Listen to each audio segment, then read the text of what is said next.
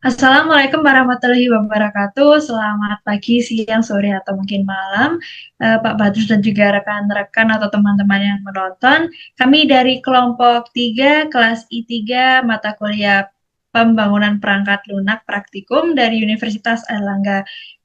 Pada kali ini izinkan kami untuk mempresentasikan dari hasil luaran proyek kami yang merupakan aplikasi website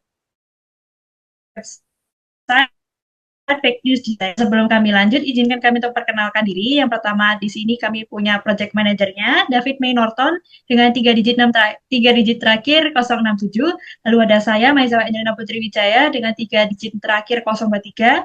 Lalu ada rekan-rekan kami ada Zaki Mutaki tiga digit terakhir 075. Ada Selen Cecilia tiga digit terakhir 008.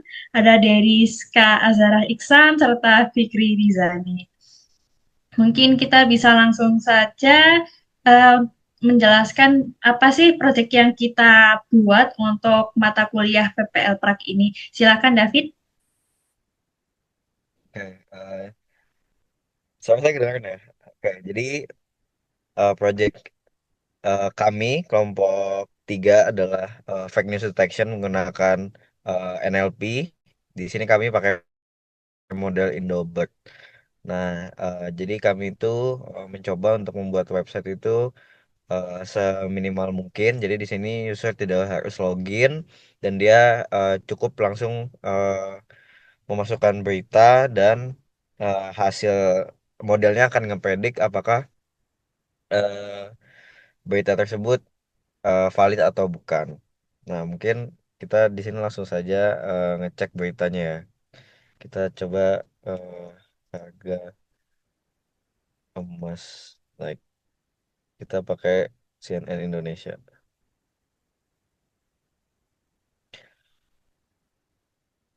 Oke, mungkin yang ini kita coba. Ini untuk judulnya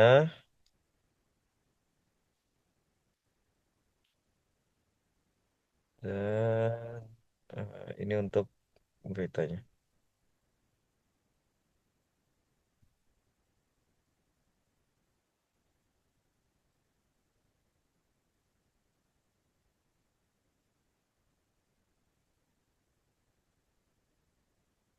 Oke, langsung saja kita coba analisis berita.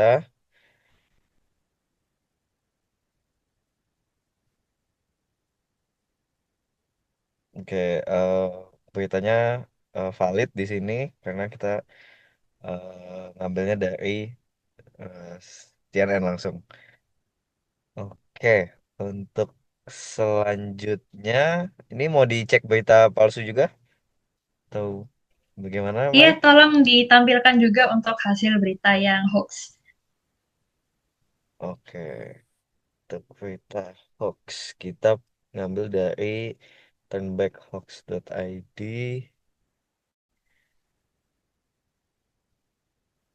Nah, kita juga sekalian mencoba untuk fitur upload filenya ya. Oke, di sini kita screenshot terus di sini kita cek lagi. Oh, kita masukkan file screenshot kita tadi.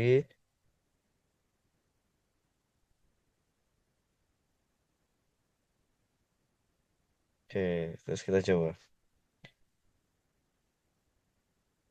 Oke, jadi eh, sesuai kita masukin screenshot dan kemungkinannya hoax. Nah, untuk selanjutnya mungkin Jackie ya untuk eh, simpan PDF-nya. Mungkin bisa dijelaskan Oh juga, iya, Jack. oke, oke.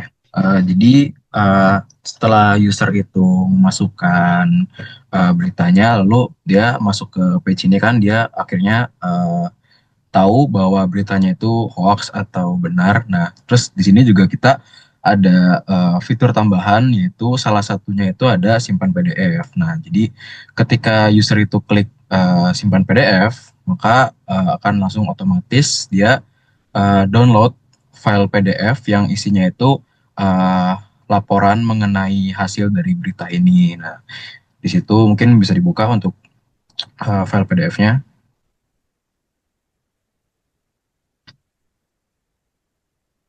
Ya, sebentar. Oh, ya udah. Oke.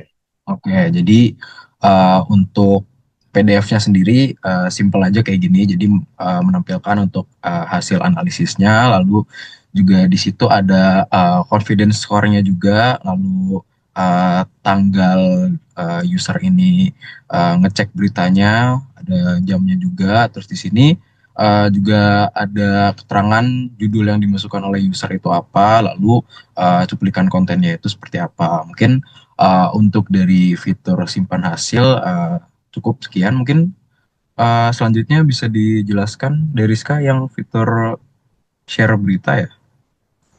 Ya. Oke, mungkin bisa balik lagi ke webnya, David. Nah, di sini ada dua kan tindakan selanjutnya. Yang tadi simpan PDF sudah dijelaskan oleh Zaki. Selanjutnya untuk mau bagikan berita, kita pencet tombol bagikan. Oke, ini lagi membuat linknya.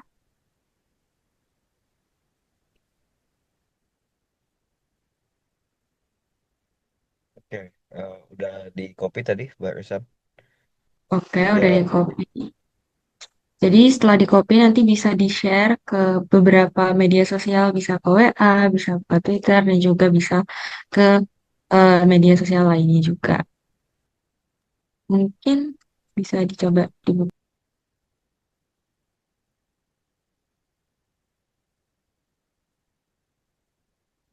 Hmm, Oke. Nah, sudah, Dar? Oke, udah kelihatan hasilnya. Mungkin segitu dulu fitur dari bagikan hasil. Mungkin bisa lanjut ke rekomendasi. Oke, izin melanjutkan untuk fitur recommendation di hoax detection yang dimana di sini kita memakai API key-nya itu pakai Genius dan Genius itu bisa dirender dengan bahasa Indonesia ataupun bahasa Inggris. Nah, di sini kita coba pada homepage-nya fake news detection ini kita coba pakai render berita dengan teks. Di sini kita perlu menginput harga judulnya dulu, yang dimana saya berikan judul itu harga emas naik, dan untuk teksnya kita mungkin kita random dan buat teksnya itu kita isi emas naik sekitar, ini kita random aja, kita emas naik sekitar 30%, sekitar 30%. Nah, kalau judul dan teksnya sudah, paragrafnya udah lengkap, jadi kita langsung analisis berita.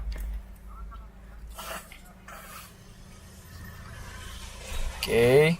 Nah, kalau semisal apa ya? Ini kan udah ada contoh beritanya yang dimana beritanya itu juga sama dengan judul dan juga paragraf kita yang dimana di sini rekomendasi berita yang diberikan Genius itu harga emas Antam hari ini itu sekitar 17 Desember 2025 itu ditarik dari tribunnews.com.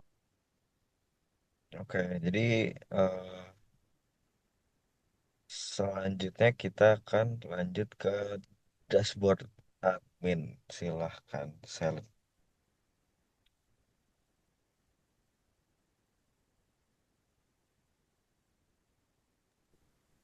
Oke, berikutnya merupakan dashboard admin. Jadi selain dari user, admin juga punya web sendiri yang kami bangun sebagai pemantauan, pengelolaan, dan mengontrol sistem deteksi dari berita hoax ini.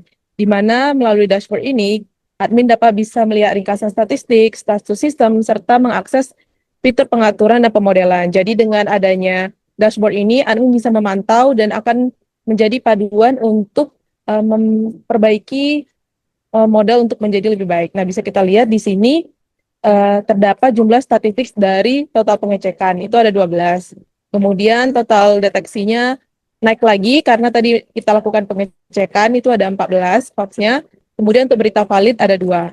Kemudian di bawahnya ada status retain model, di mana hanya dilakukan di lokal laptop, itu adalah informasi tambahan, kemudian ada progresnya, dan kita bisa melakukan training juga untuk meningkatkan akurasi model. Kemudian ada sistem overview, di mana sistem ini menunjukkan model apa sih yang aktif yang digunakan saat ini. Ketika kita klik kelola model akan masuk ke menu update model akan dijelaskan oleh teman saya nantinya, dan performa model di sampingnya menunjukkan berapa sih besarnya akurasi, presisi, recall, dan juga F1 score dari model yang saat ini digunakan. Untuk update model akan dilanjutkan dan dijelaskan oleh. Oke, terima kasih Selen atas penjelasannya untuk admin dashboard. Mungkin bisa dibantu David untuk membuka kelola model. Berikut adalah halaman dari fitur update model. Jadi untuk fitur update model ini, administrator selain bisa melihat aktivitas atau sejarah dari pemeriksaan berita di dashboard tadi, admin juga bisa menentukan kita mau menggunakan model machine learning versi berapa sih untuk diaktifkan ke aplikasi websitenya. Nah, di sini sebagai disclaimer, kami baru memiliki satu versi Indobot base modelnya dikarenakan untuk melakukan atau menambahkan atau melakukan retraining model memerlukan daya komputasi yang sangat besar. Nah, di sini untuk fitur update model sendiri dapat dilihat akan meliskan dalam berbentuk kartu untuk model-model yang tersedia. Di sini kami baru punya satu, yaitu Indobot Base Model. Lalu keterangannya di sana aktif, model dasar Indobot untuk deteksi berita hoax. Lalu juga sempat di halaman admin dashboard ada akurasi, recall, presisi, dan F1 score-nya, serta ada button nonaktifkan, lalu di paling bawah ada simpan perubahan. Tetapi pada saat ini kami masih belum bisa mempraktikkan nonaktifkan versi AI ini dikarenakan untuk aplikasi website fake news detection ini harus wajib memiliki satu versi AI yang sudah berjalan. Jadi karena di sini kita baru punya satu, jika ini dinonaktifkan, maka nanti malah aplikasi website tidak bisa jalan. Sekian dari fitur update model, kita bisa beralih ke postingannya yang akan dijelaskan Oke, oleh. jadi eh, kita di sini memakai eh, tiga ketiga untuk front endnya sendiri kita itu nge-hosting di ini Vercel. Jadi sistemnya itu dia menarik dari repo GitHub. Nah, karena kita eh, menghasilkan dua domain, jadi ada domain admin sama domain user. Jadi kita itu pakai dua project. Jadi nah, di sini ada ini yang untuk admin dan ini yang untuk user. Nah, terus untuk front end-nya sudah, selanjutnya untuk back end sendiri kita melakukan hosting back end dan database itu di Railway. Nah, ini gratis juga, lebih ke trial sih. Nah, jadi sistemnya itu dia ada beberapa service yang bisa eh, ditambahkan di sini. Jadi yang pertama ini ada Postgre-nya berbentuk deploy. Jadi hasil outputnya itu ada link URL yang bisa dimasukkan ke Vercel tadi. Nah, terus juga ada ini untuk backend ya. Jadi dia naik dari GitHub juga, tapi ini lebih ke backendnya. Nah, link dari backend ini itu yang diteruskan ke Vercel untuk frontendnya itu bisa naik data dari database-nya. Terus yang ketiga karena kita memakai NLP dan untuk nge-host ML itu kita memakai Hugging Face. Nah, jadi di sini. Jadi pakai dua, jadi pakai repo di Hugging Face untuk menyimpan datanya dan pakai space di Hugging Face untuk bisa ngejalanin machine learning-nya. Nah, bahkan di sini itu kita bisa eh, kayak eh, melakukan tes, misalnya tadi coba yang ini, selesai kita masukin sini.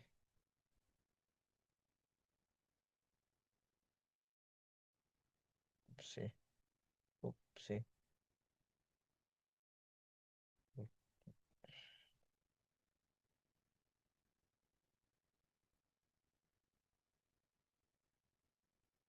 Oke, kita coba deteksi berita dan hasilnya itu real news. Jadi sama di sini, tapi bedanya eh, output dari ini itu eh, API. Jadi API-nya itu ditarik ke backend tadi, ke Airways, dan eh, dari Airways itu hasilnya diteruskan ke front end-nya, makanya bisa tampil di website ini. Mungkin mungkin sekian yang bisa saya sampaikan. Saya balikan ke teman saya untuk ditutup. Terima kasih. Baik, mungkin itu presentasi dari kami kelompok 3 kelas PPL Praki 3. Kurang lebihnya mohon maaf. Wassalamualaikum warahmatullahi wabarakatuh. Terima kasih.